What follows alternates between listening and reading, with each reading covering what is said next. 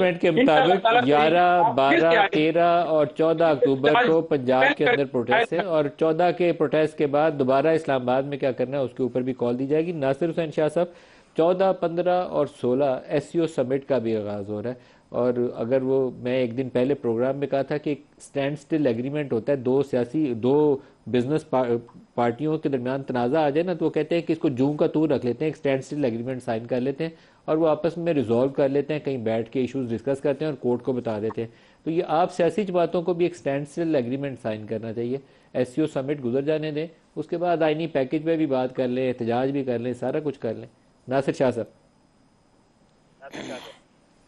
जी बिस्मिल्लाहिर्रहमानिर्रहीम, अल्लाहुम्मा सल्ली अला मोहम्मद व आले मोहम्मद। एक तो जो बहस चल रही थी और सीएम केपी के लिए जो बात हो रही थी सर, तो वो तो बहुत बड़ा एक सवालिया निशान कि वो अपने जुलूस को छोड़कर केपी हाउस क्यों गए,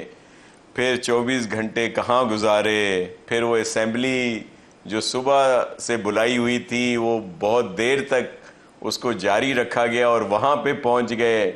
और इसी असना में असद कैसर साहब, गौहर साहब, सैफ साहब और बहुत सारे जो हैं वो तो एक मुल्क गिर एहतजाज करने लग गए थे कि जी केपी के सीएम कहाँ चले गए हैं। तो ये बहुत सारे इश्यूज। शाह साहब, वो एक ताउला ईसा खेलवी, वो मुख्तलिफ उनके नगमे हैं ना, तो उसी में एक है चन्ना कित्था गुजारी आई रात वे, आगे मुझे नहीं आता, लेकिन वो चन्ना कित्था गुजारी आई,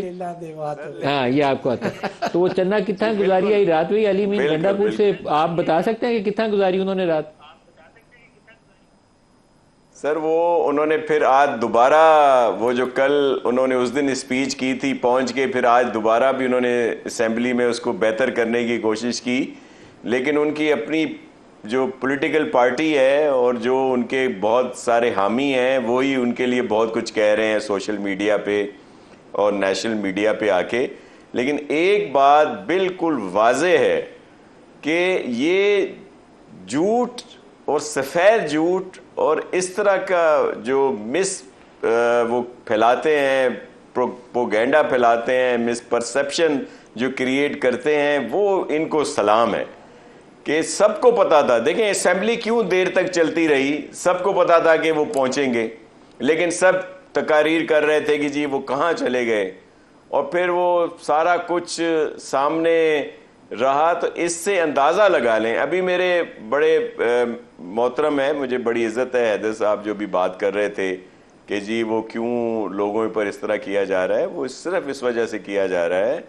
कि हमेशा इनकी जो भी